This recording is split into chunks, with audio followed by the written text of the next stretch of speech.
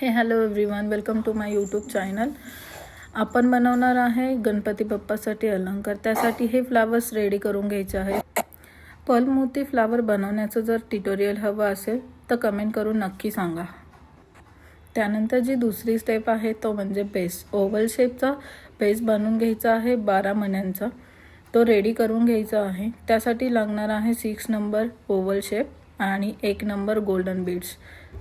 अशा प्रकारे 1 बाय 1 मोती लॉक करून घ्यायचे आहे दाखवल्याप्रमाणे, जेणेकरून आपल्याला जो बेस आहे तो छान असा शेपमध्ये, राऊंड शेपमध्ये तयार होईल।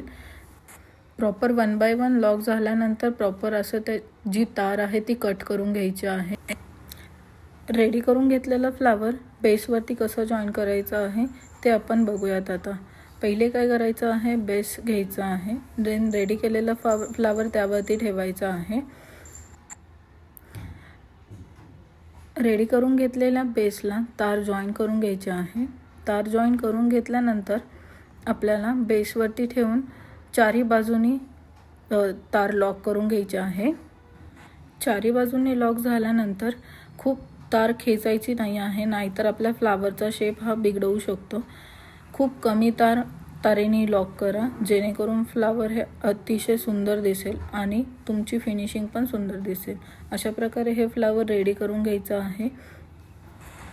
अशा प्रकारे सेटला लागणार तितके फ्लावर्स रेडी करून घ्यायचे आहेत।